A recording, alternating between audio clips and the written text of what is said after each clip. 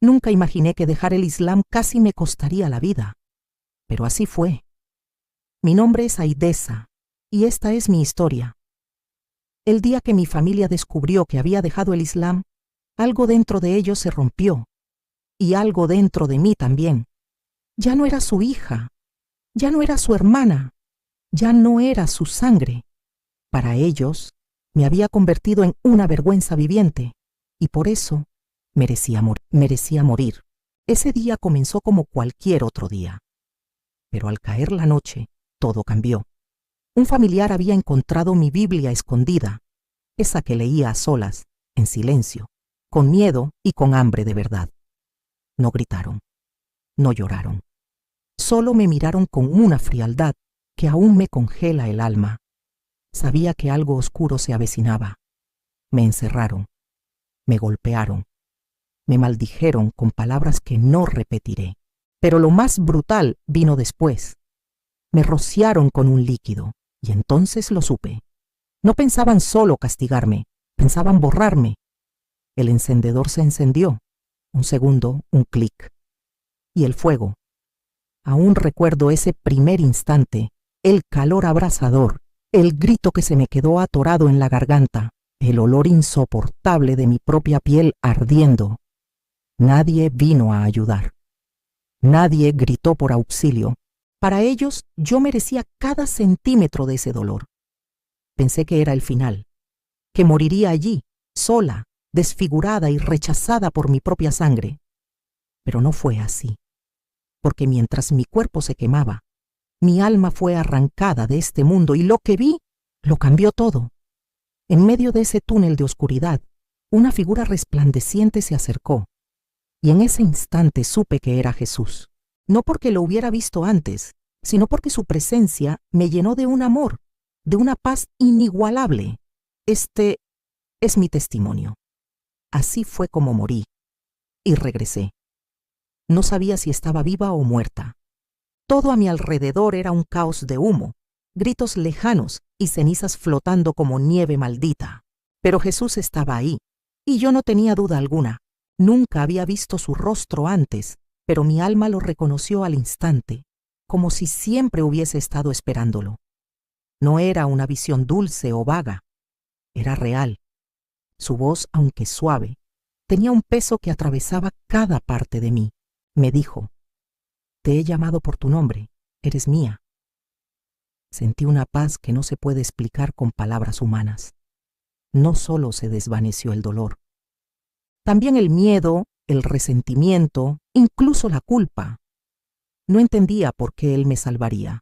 Yo, una simple chica, de una fe distinta, marcada por el odio y el sufrimiento, pero entendí que en su reino, los que están rotos, los abandonados y heridos, son los primeros que él llama.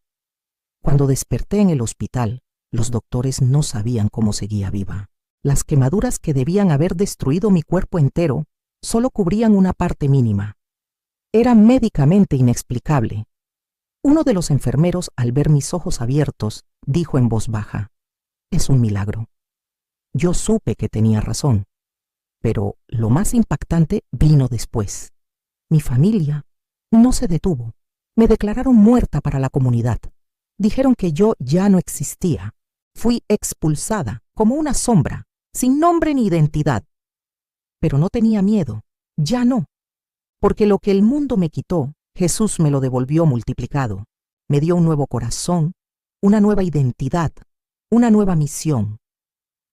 Cuando me dieron de alta del hospital, mis heridas ya estaban en proceso de cicatrización, pero salí a la calle, yo ya no tenía familia. Pasé 2 días sin comer. Al tercer día, una mujer de unos 50 años me vio sentada afuera de una iglesia.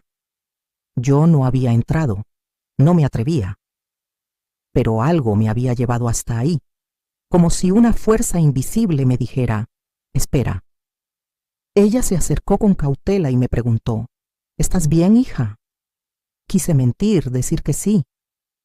Pero mis ojos dijeron otra cosa. Esa mujer se llamaba Raquel. Me llevó a su casa, sin hacerme preguntas, sin juzgarme. Ella y su esposo me alimentaron, me dieron alguna ropa y me ofrecieron su ayuda. Dios me había llevado a una casa de cristianos, pero no eran como los que yo había escuchado hablar en mi infancia. No eran enemigos, ni blasfemos. Eran compasivos, humildes, humanos. Esa noche dormí en una cama y lloré. Lloré como no lo había hecho nunca. En los días que siguieron, comencé a leer el Nuevo Testamento que Raquel me prestó. Al principio lo hacía con miedo, pero entre cada línea sentía algo despertarse en mí. Cuando llegué, era esa voz, la misma que escuché en medio del fuego, y leí: Yo soy el camino, la verdad y la vida. Algo dentro de mí se rompió. Era esa voz, la misma que escuché en medio del fuego. Ahí, en ese cuarto pequeño, aún cubierta de vendas, me arrodillé. Y por primera vez oré no como alguien perdida, sino como alguien que había sido encontrada. Le dije: Jesús, tú no solo me salvaste del fuego, me estás dando una nueva vida. Viví escondida durante semanas, en la casa de Raquel. Ellos me ayudaron a cambiar mi nombre. Y cada día, aunque el peligro seguía rondando, yo sabía que ya no estaba sola. Leía el Evangelio como quien descubre un mapa hacia casa. Y cada versículo me hablaba directo al alma. Hay un versículo que amo tanto, se encuentra en Juan 11:25, donde dice: El que cree en mí, aunque muera, vivirá. Yo había muerto, y ahora estaba viva. Una noche, mientras oraba en voz baja, para no ser escuchada en la casa donde me refugiaba, sentí algo que no había experimentado antes. Recuerdo que a veces lloraba sin consuelo, al recordar a mi madre apartando la mirada, mis hermanos gritando que yo era una traidora. Y así pasaba los días. Yo me decía: ¿qué propósito tendrá Dios para mí? No creo que quiera mantenerme encerrada. Raquel y su esposo me decían que hay más cristianos, pero que era muy peligroso encontrarse con ellos, pero que tuviera paciencia.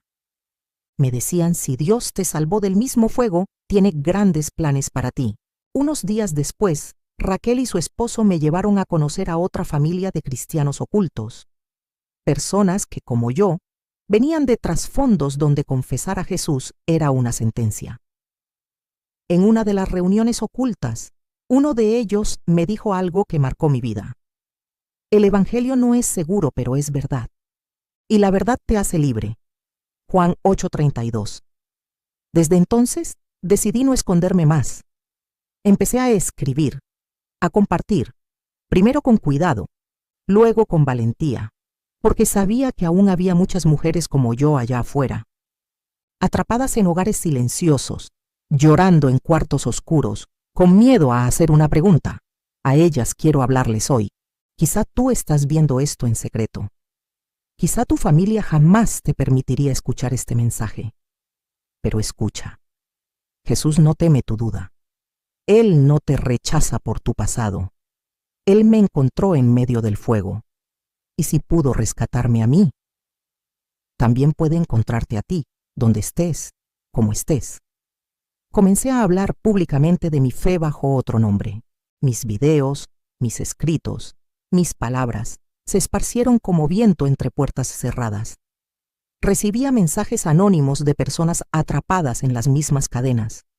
Muchos no se atrevían a decir ni Jesús en voz alta, pero algo se movía, algo oculto, pero poderoso. Recuerdo una noche en particular. Había compartido mi testimonio en una pequeña reunión clandestina. Uno de los asistentes, una joven musulmán con rostro serio, se me acercó. Me dijo: he escuchado tu historia 3 veces, lloré cada una, pero tengo miedo. Si dejo el Islam, mi padre me matará. Lo miré a los ojos y le dije algo que ni yo misma entendí del todo en ese momento. No temas al que mata el cuerpo, sino al que puede destruir el alma. Mateo 10:28. Ella bajó la cabeza, no dijo nada más, pero al día siguiente volvió, con una Biblia, llorando, y con una sonrisa que jamás olvidaré. Dios estaba haciendo algo más grande de lo que podía ver, no solo en mí, sino a través de mí. Y eso me asustaba, porque ahora tenía algo más que una fe secreta. Tenía una misión, una advertencia, y una promesa. La advertencia era clara: serán odiados por causa de mi nombre. Mateo 10:22. El odio no desapareció. Las amenazas seguían llegando. Gente que me acusaba de traidora, de blasfema, de corromper jóvenes. Algunos incluso decían que mi testimonio era falso, que lo había inventado. Pero yo sabía la verdad, porque nadie puede inventar una herida que aún sangra, ni un milagro que dejó cicatrices en la piel. Y la promesa, esa sí me sostenía. Bienaventurados los perseguidos por causa de la justicia, porque de ellos es el reino de los cielos. Mateo 5:10. No vivía para agradar a los hombres. Vivía para aquel que me encontró entre las llamas, que me llamó por mi nombre y me hizo nueva. Con el paso del tiempo, descubrí que el fuego que me rodeó aquel día no fue para destruirme, sino para refinarme. Como el oro en el crisol, Dios no me sacó del fuego, Él estuvo conmigo dentro del fuego. Como aquel cuarto hombre que apareció junto a los 3 jóvenes hebreos en el horno de Nabucodonosor, Daniel 3:25. Mi fe no nació en una iglesia con música suave. Nació en el crujir de las llamas, en el olor a carne quemada, en el borde de la muerte. Por eso no es una fe ligera. No es una moda, ni una emoción. Es mi vida entera. Pero aún había algo que me costaba: perdonar. Sí, había sido salvada. Sí, había sido sanada. Pero ¿cómo podía perdonar a quienes intentaron matarme? ¿Cómo perdonar a mi propia sangre, mi propia madre, por dar la orden de encender el fuego? Una noche, mientras lloraba leyendo las Escrituras, leí esas palabras que me desarmaron por completo. Padre, perdónalos porque no saben lo que hacen. Jesús colgado, desfigurado, traicionado, y aún así perdonando. Yo no era mejor que Él. Si Él podía perdonar desde la cruz, ¿quién era yo para guardar rencor? Fue una decisión lenta, no un sentimiento repentino, pero comencé a orar por ellos, por mi madre, por mis hermanos, por el primo que encendió el fósforo, y algo increíble pasó. El odio que me oprimía empezó a soltarme, no para justificar lo que hicieron, sino para liberarme del veneno que me ataba. El perdón no cambió su corazón, cambió el mío. A veces me preguntan, ¿valió la pena? ¿Perder tu familia, tu país, tu nombre? Y yo siempre respondo lo mismo. Jesús es digno. Aunque me cueste todo, Él es digno. No vine a este mundo a tener una vida cómoda. Vine a cumplir un llamado, y si hoy estás escuchando esto, no es por casualidad. Durante mucho tiempo viví escondida. Cambié mi nombre, mi forma de hablar, mis rutas diarias. Miraba detrás de mí en cada esquina. Cada llamada desconocida aceleraba mi corazón.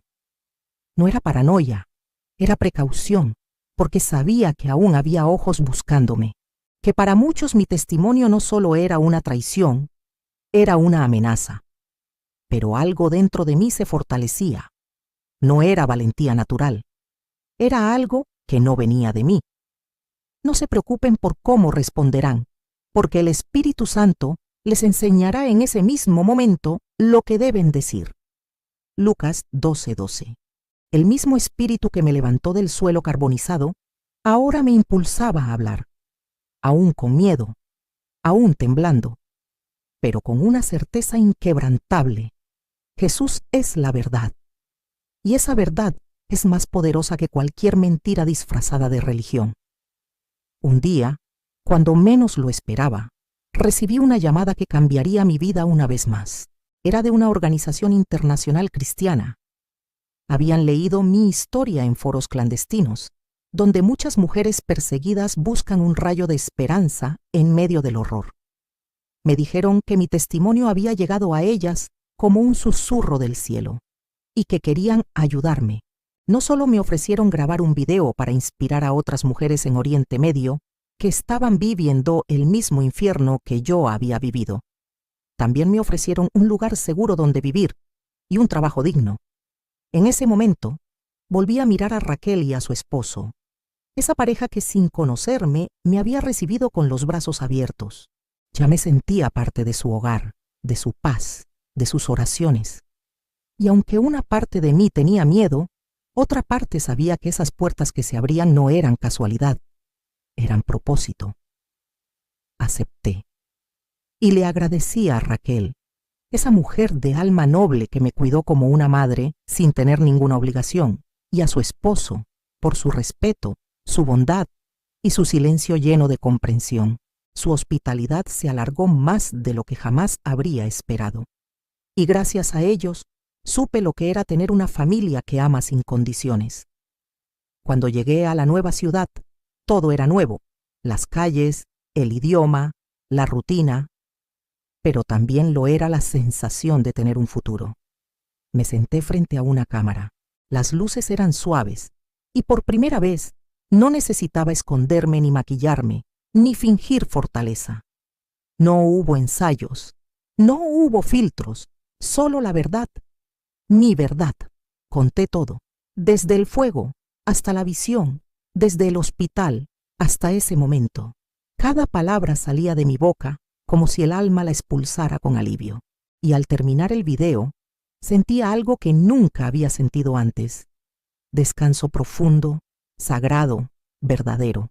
Por primera vez, no tenía que esconder lo que Jesús había hecho por mí. Por primera vez, ser cristiana no era un castigo, era mi identidad. Y por primera vez, sentí que mi historia, esa historia marcada por dolor, ahora podía sanar a alguien más. Una semana después, recibí un mensaje cifrado. Era de una mujer que había visto mi testimonio desde un país donde el cristianismo es ilegal. Su mensaje decía: he llorado por 3 noches seguidas. Tu fuego me despertó. Quiero conocer al Dios que te salvó del fuego. Cerré el celular y caí de rodillas. Las lágrimas me caían como cascada y comprendí algo que transformó mi fe. El dolor no fue en vano. Hoy ya no tengo miedo. Ya no soy la mujer escondida, la perseguida, la quemada. Soy hija del Rey. Soy testigo viva de que el infierno puede soltar sus llamas, pero el cielo responde con poder. Camino libre, libre del pasado, del odio, del silencio, porque hay un poder cuando decides contar lo que otros quieren enterrar. Hay un milagro en cada cicatriz que no escondes. Muchos me preguntan por qué no reniego de Dios después de tanto dolor. Y yo les respondo con una pregunta más profunda. ¿Cómo podría renegar del único que entró en las llamas conmigo? No fue la religión la que me salvó. Fue una persona. Fue Jesús. Él no me ofreció una doctrina, me ofreció su cruz. Y yo la acepté. A veces me despierto en la madrugada con el recuerdo de aquel momento, el humo, el calor, y esa figura resplandeciente que me sostuvo cuando todo ardía. Su mirada perforó mi alma. No usó palabras. No las necesitaba. Porque su presencia lo dijo todo. No estás sola. Desde ese día, vivo para decirle al mundo que Jesús está vivo, y aún camina entre las cenizas para rescatar a los que claman en secreto. Si tú estás escuchando esto, no es por casualidad. Tal vez estás rodeado de oscuridad, atrapado en una religión que te ahoga, en una familia que te exige, en una vida que no eliges. Y si estás esperando una señal para salir, esta es. Jesús no es una opción más. Es el camino. Y lo digo no como una predicadora, sino como una sobreviviente. Mi historia no se trata de mí. Se trata de lo que Dios puede hacer con alguien que dice: aquí estoy, Señor, aún quemada, aún rota, úsame. Y ahora te dejo con esta advertencia santa. No calles tu fuego, porque aunque el mundo te quiera apagar, aunque tu historia parezca demasiado rota, aunque sientas que nadie escuchará o entenderá, tu fuego importa. Tu fuego es más que dolor, es más que cenizas, es más que lo que perdiste. Tu fuego es luz para otros que aún caminan en la oscuridad. Es esperanza para alguien que esta noche piensa rendirse. Es libertad para una vida que, como Aidesa, hoy está atada por miedo, por rechazo o por una religión sin amor. No calles tu fuego, porque cada vez que lo compartes, el cielo se abre para alguien más. Dios no salvó tu vida solo para ti. La salvó para encender muchas más. Y tal vez, al contar tu historia, estés salvando la de otro. Así que no lo olvides. Tu fuego no es una carga.